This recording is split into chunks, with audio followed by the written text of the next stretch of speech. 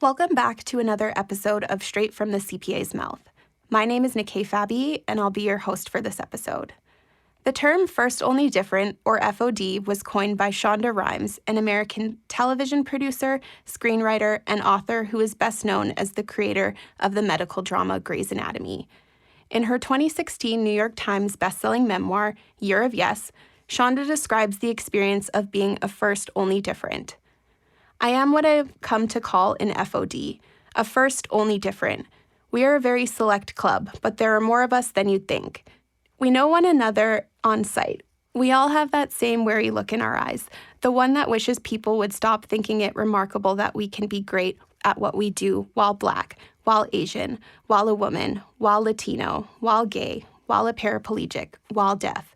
But when you are an FOD, you are saddled with that burden of extra responsibility, whether you want it or not. I was not about to make a mistake now. You don't get second chances. Not when you're an FOD. Second chances are for future generations. That is what you are building when you are an FOD. Second chances for the ones who come behind you. Joining me today, we have two women I consider to be first only difference in their field. Tope Roth CPA CGA, and Meagan Schroder, CPA CGA.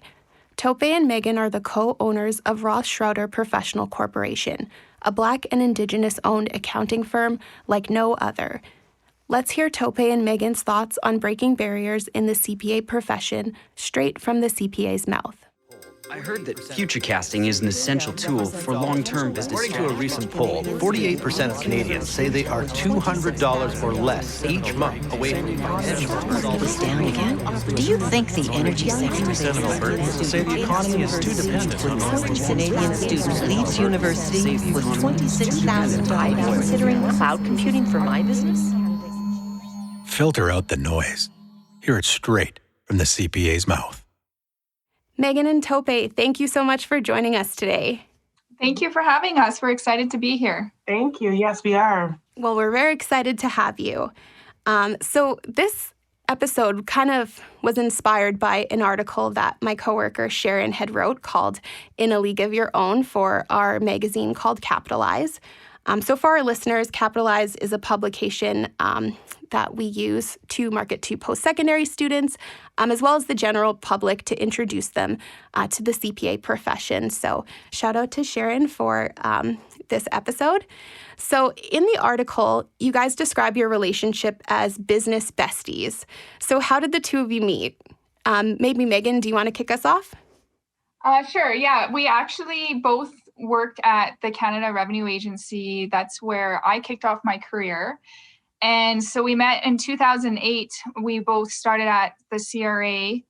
And ironically, we were not friends, and we didn't actually become friends until early 2013, I think, as we were both leaving the organization. And Tope was just, Tope. She kept coming over to my desk. By this point, we knew of each other, but she sat on one side of the office. And then by the time we were leaving the organization, she was sitting close by, and she just kept coming over to my desk and talking and talking and talking. And eventually, she invited me out for some wine. And we kind of kept in touch after we left. Yeah. And then eventually we were both working downtown, and I texted her to go for lunch. I figured I was working by myself at this point in an office by myself. And so we met up for lunch, and we started going for lunch every day. And then we started Going to the gym. Yeah, we went to the gym at lunchtime too. I convinced Meagan. We went for wine a lot. And then eventually we were just always complaining about our jobs at the time. And one day she said, let's start an accounting firm. So we said, okay. And that's how we kind of started the firm. Pretty much, yeah. That's where the idea came from. Right. That's great. Tope, I hear you laughing in the background. What is your perspective on that? Is that a pretty accurate representation? That's the Coles notes, yeah, because just when I say the story, because at CRA, me and Meagan were completely, the perceptions of us were so different. So Meagan was part of like the good group and I was part of the black sheep. So she was part of the group of friends that didn't really care for me.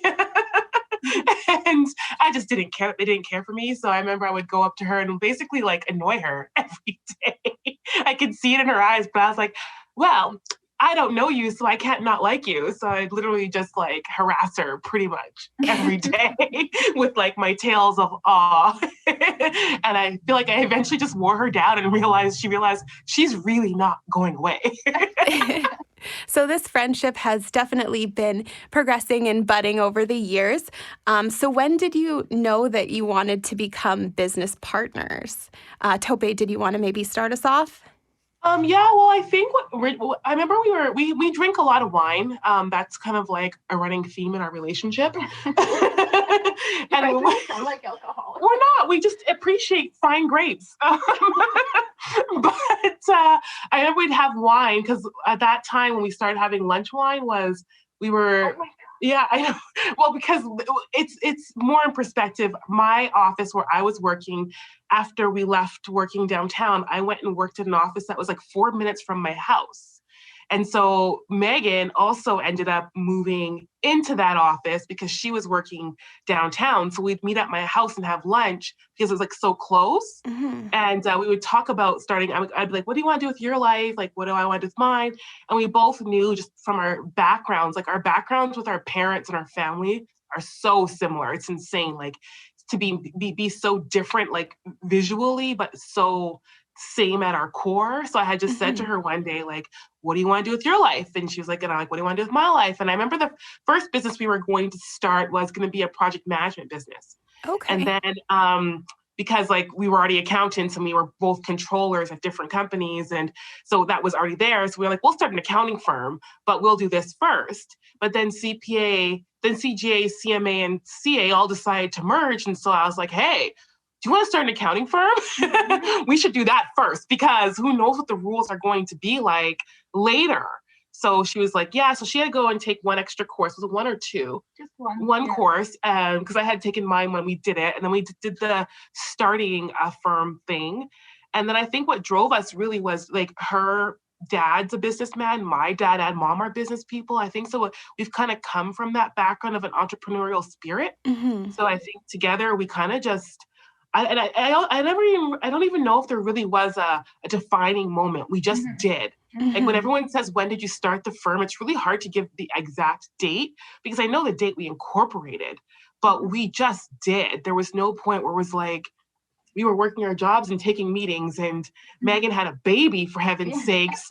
Like we literally were like, I remember she came to me. I think I was one of the first people to find out because of the circumstances, but she's like, so I'm pregnant. And I was like, oh, and I'm like, we're going to do it anyways. Don't worry about it. And we just did. That's wonderful. So were there any, when you guys sat down and you decided, okay, let's start a business together, were there any specific questions that you asked each other to determine if your business goals align? I know you mentioned that you guys come from similar backgrounds in terms of your family owning business, but were there any questions you guys had to ask each other to figure out if you would be successful business partners? I think the great thing about our story is it's not what you would read in the books of starting a business because there really was no plan. There were no questions.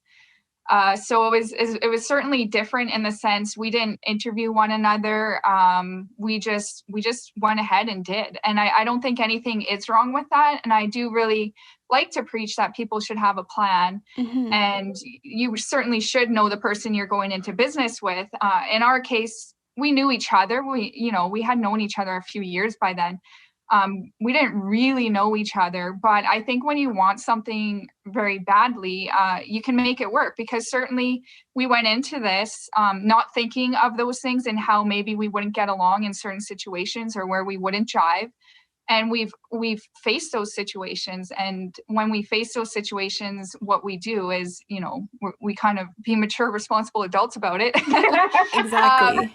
when we first started really experiencing those problems, we actually brought in a third party to help us settle what was going on between us and help us to understand one another a little bit better and how we can work together more efficiently.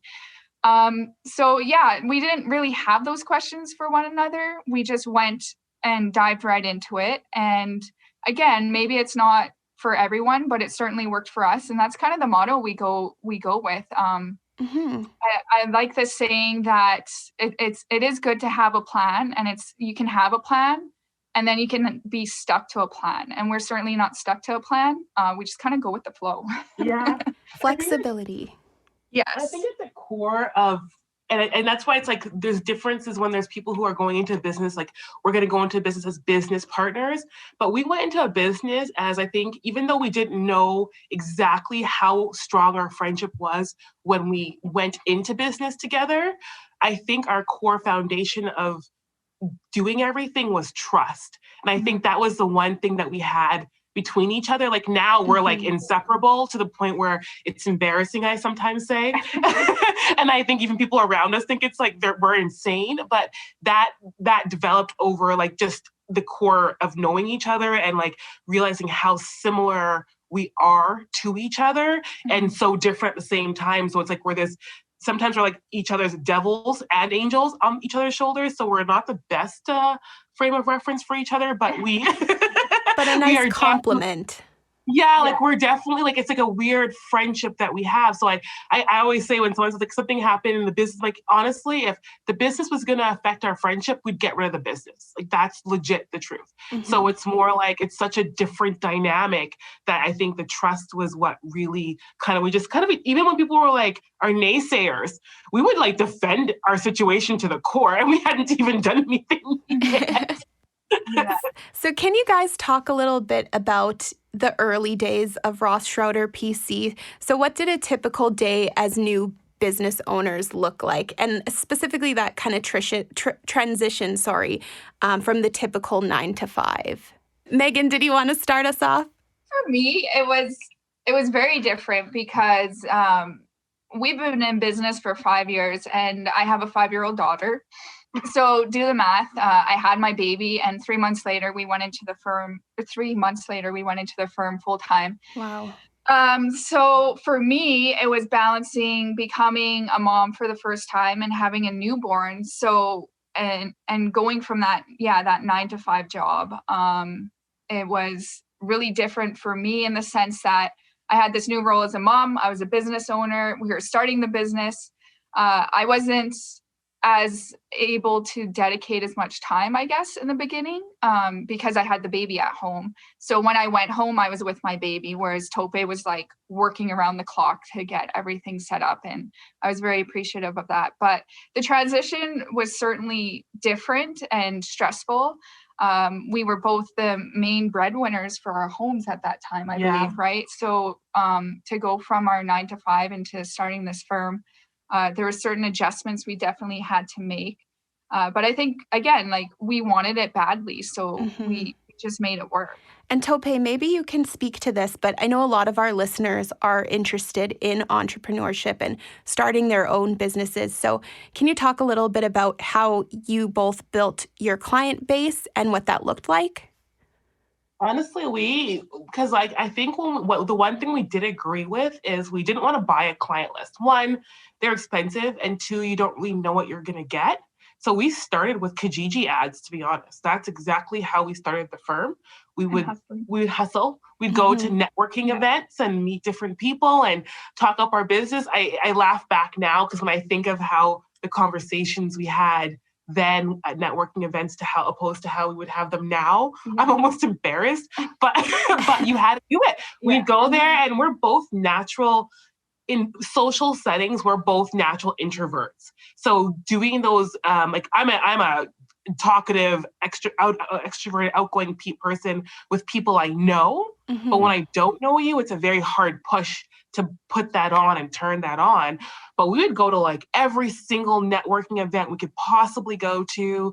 We would post ads on Kijiji, any kind of social site that was pretty much free because, We hosted, oh yeah, we would host starting a business sessions at our office, and we'd have like wine and cheese. CPA even came to one of them. It was kind of interesting. Oh, that's So great. like, we did as much networking as we possibly could to be out there.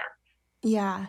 So on the financial side, I guess in terms of your business, how important is it to be financially literate as a business owner? And what are some of the fundamental financial reports that every business owner should understand?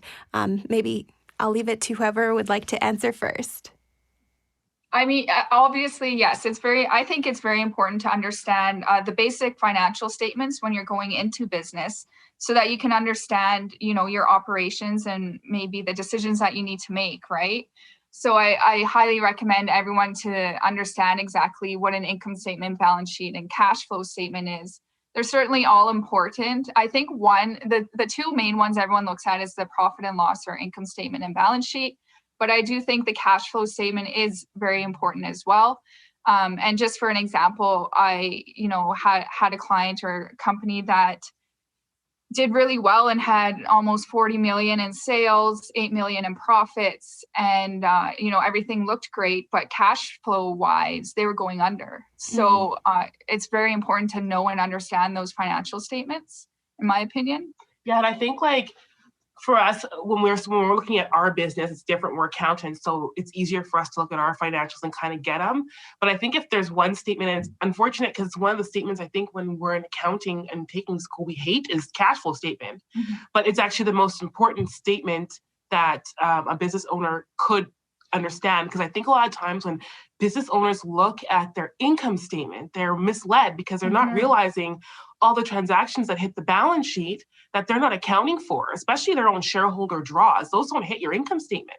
So when you see, I have this net profit, and you're not going and looking at your balance sheet, so that's where the cash flow, it does kind of capture both of that and shows you your net cash position. So if there's any one statement that a person should rely on, I would say it's the cash flow statement of all the statements, just because it will capture everything, the ins and outs. It's amazing, like Meagan said, when a company is like, has all this revenue and everything, and then they're like, oh, why am I in a deficit and why can't I make it work? They just never looked at the cash flow statement, didn't realize they have no cash. Yeah, so I mean, regardless whether you're a CPA or not, these are kind of fundamental reports that everyone should be able to at least have a base understanding of. Absolutely. 100%. And also understanding your break even. I think that's a really big one, because a lot of times people do things like, especially during COVID right now, understanding what it is you just need to keep the lights on, your bare minimum, is a really good mental benchmark to have. Because what I do at the firm here is mostly controllership work with clients, and going through COVID, that break even, for them to understand, like, this is what you actually need to get by every month. The rest of it you can dump. That's a really good understanding to have. So then when people are freaking out that they can't keep their businesses going, it's like, can you or can you? You know what I mean? So like that was for a lot of the clients, I'm seeing it as they're like, oh, darn, I can keep my business going if I cut everything out that's not my break even. Right. No, that's great. I did want to shift gears a little bit and talk. Obviously, you guys are both breaking barriers within the CPA profession. You're a company, Meagan, you are an Indigenous woman. Tope, you are a Black woman.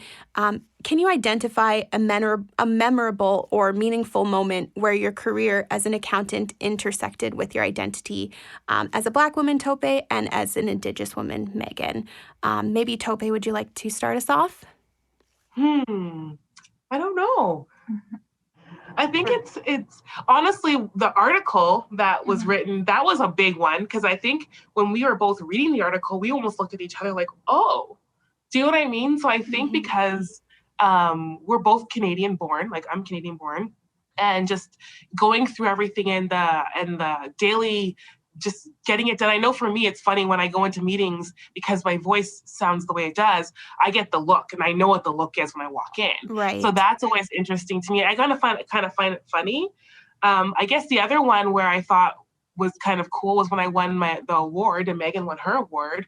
For me, that was like, oh, I won an award in my first year of business, basically.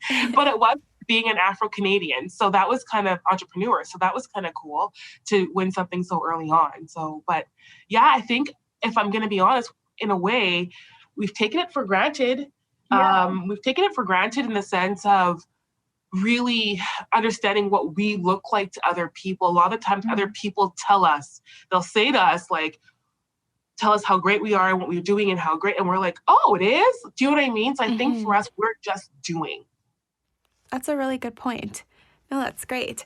And yeah, I mean, it is one of those things that maybe you don't necessarily understand the impact that you are having on people until it's already happened and you have an opportunity to either see it on paper or physically feel it in the form of an award or something like that. Exactly. Meagan, you have one?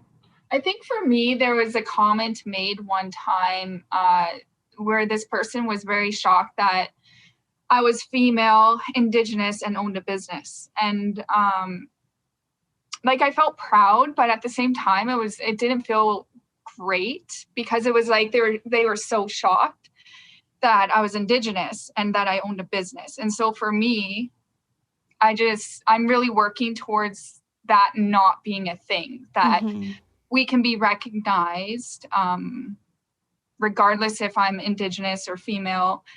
Just the fact that I own a business and I'm doing well, the fact that I'm Indigenous shouldn't really play a part, I guess, if that makes sense. Yeah, it shouldn't be really something exceptional. Exactly.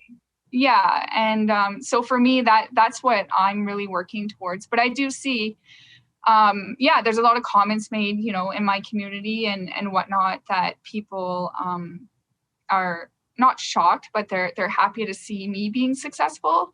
And if that's an inspiration for someone, then great. That's what I would definitely like to be. Of course, it's a really big moment. Another thing I did want to touch on, Tope, can you talk a little bit about your identity as a Black woman in the CPA profession? I know you touched on it a little bit, but how do you continue to bring your authentic self to work? So obviously now with your current business that you both own, but as well as maybe in those early days when, you're working for the CRA or other organizations and you may have been, say, the only Black woman in the room. I think when I have felt the differences throughout my career, for sure. I think I try mentally just to not let them dictate how I operate or how I lead my daily goings on. But I do know, like, I faced it in every job, I think, or place I've worked, which is probably why I have to own a business because I kind of just beat to my own drum.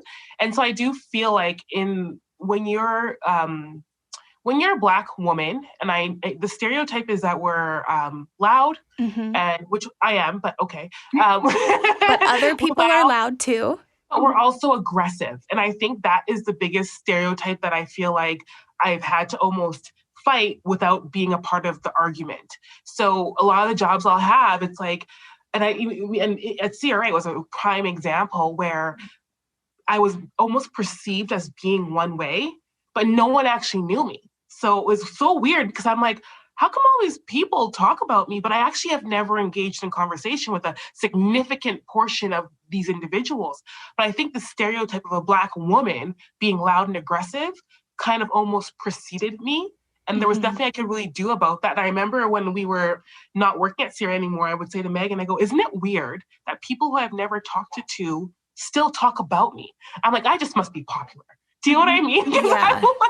I've never engaged in them. So I think almost like sometimes when you are a Black female woman in a working environment, I think because the stereotype is that you're loud and you're rude and you're aggressive and you're angry, I almost felt like people would try to push your buttons to have you almost justify that narrative. Right. The more I didn't engage, the more people pushed. That's kind of what I've always felt when I would be in those situations. Even and it's kind of followed me through my whole life where it's like, so I think because I've always tried to not be that aggressive person, I almost would let things happen to me where people would take advantage of me just so that I wouldn't have to engage in the argument because I just don't like arguing.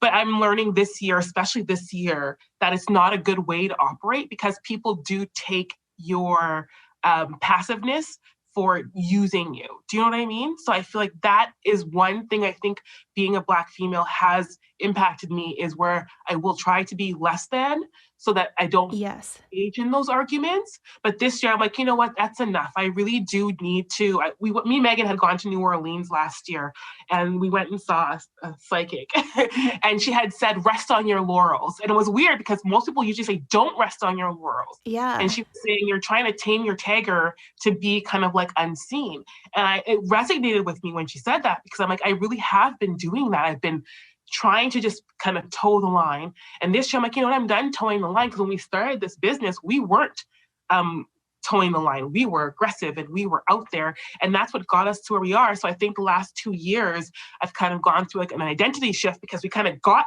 here so quickly that it was almost like, should we be here? Do we deserve to be here? And this year, I'm like, you know what? That's it. We do deserve to be here. We've worked really hard, and we should stop towing the line to make ourselves less than, so that people feel more comfortable around us. And that's what I think this year has really taught me, is like, we earned being where we are. We've worked, we sacrificed, we've spent the long hours. We've worked sometimes 20-hour days, sleeping 4 hours and coming back here again to do it all over again. So I don't think that we should let our ethnicity bring us down or toe the line anymore. Mm-hmm. I agree. And I think it is really important to celebrate your successes and how far you've come. And I think the fact even to probably just the idea of being a first something, it seems so intimidating and it seems so scary. And it's interesting to know that in 2020, we're still celebrating a lot of firsts. And it's a good reminder that we still have so much farther to go. For sure. I completely agree. Me too. Yeah.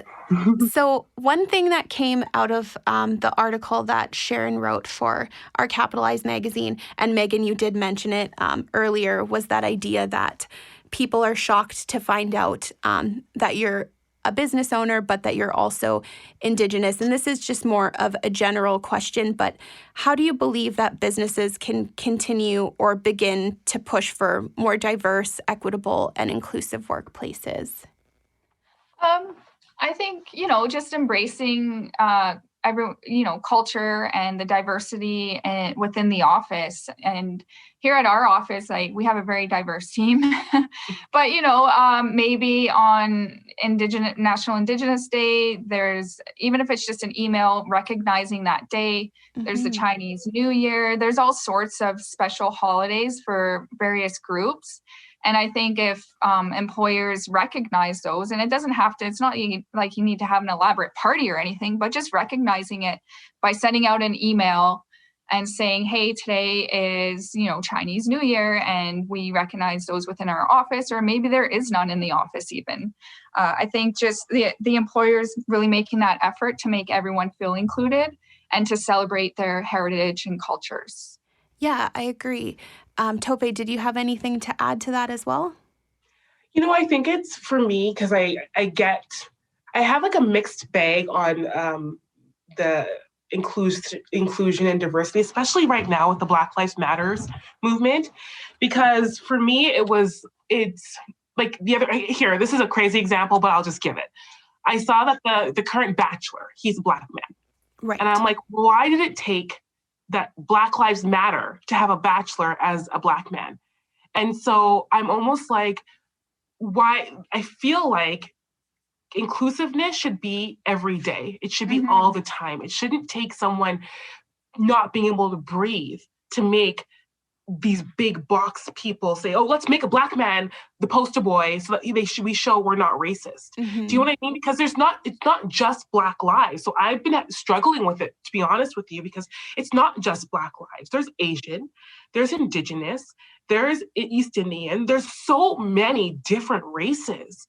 And so it's like, I would have almost been more respectful of ABC or CBC or any of these news outlets if they had put an Asian man as the bachelor, because it's not just Black lives. So I'm almost kind of like, I'm getting to the point where a lot of it is starting to feel almost disingenuous, just because it took that for this to happen. But I'm like, what to me would make things seem better right now is if all races were being lifted up, not just, because it's almost like now I'm starting to feel like, I'm like, is it white and Black now? That's crazy. And that's not the world. The world is a lot of different races of all different backgrounds, of all different ethnicities. And so I don't want it to become so much because of this Black Lives Matter that the other races that have been through struggles and have been through trials and tribulations don't get a part. Does that make sense? So I think that's the struggle I've been having a lot lately, because I'm just such a logical person. And when I think through things, and I'm like, logically, this doesn't make sense, because now it's almost like Black lives have almost taken a stronger stance than other races, when that shouldn't be the case. We should all be at the same stance. And so I think that's the struggle I've been facing lately. Like and it's so bad, because like when I saw the Bachelor thing, I think I texted Megan, I was like, of course. And she's probably just like, shut up. And I'm just like, no, I'm like, I gotta say, this is insane. Like it's a bit much. It's overkill at this point. Yeah, so what I'm really hearing is that it's important to be constant and consistent with, in terms of like diversity and inclusion and equity in workplaces. It's a constant battle. It's not something, people shouldn't view it as a checkbox. It should be something that's constantly top of mind.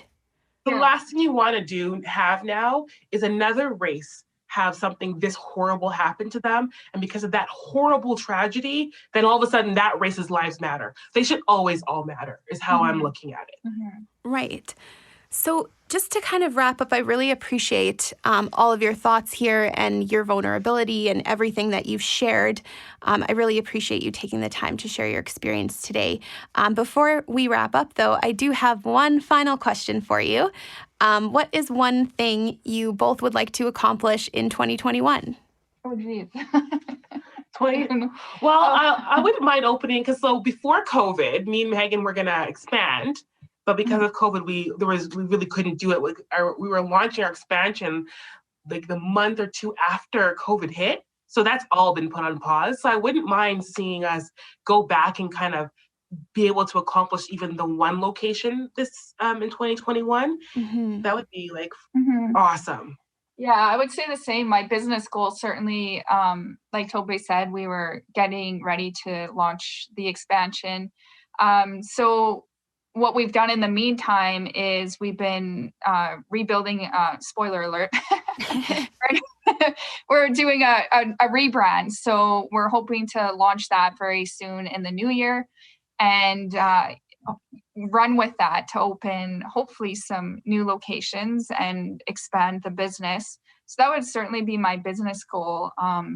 And my personal goal. So when you first start a business, you work so hard and you're putting in all the hours, and you think that's what you should be doing, right? And you wear yourself out. And so my goal for 2021 personally is to not be hard on myself when I take a weekend off. That, I can take a weekend off and it's okay. And I can enjoy that weekend. And so that's really my goal for 2021. Great. Just to give yourself some grace. Yeah. Well, I do wish you both all of the success as you continue to expand your corporation. So once again, I thank you both so much for joining us today. Thank you. Thank you for having us. Thank you for tuning in to another episode of Straight from the CPA's Mouth. This episode featured Tope Roth CPA CGA and Meagan Schroder CPA CGA, co-owners of Roth Schroder Professional Corporation. Don't forget to subscribe to the Straight from the CPA's Mouth mailing list for exclusive content. If you like what you're hearing, have ideas for future episodes, or have any feedback you'd like to share, email us at knowledgecenter@cpaalberta.ca or leave us a comment on social media. Straight from the CPA's Mouth is brought to you by the CPA Education Foundation. The CPA Education Foundation is the charitable arm of the Alberta CPA profession, providing up to $1.2 million each year in support of business and accounting education in the province. This podcast is just one of many resource materials available through the HESHI CPA Knowledge Center. This virtual hub features Alberta CPAs sharing their unique perspective and vast expertise on topics and issues such as leadership, finance, entrepreneurship, and more. Visit cpaalberta.ca/foundation for more information on the HESHI CPA Knowledge Center and to learn how Alberta CPAs inspire success.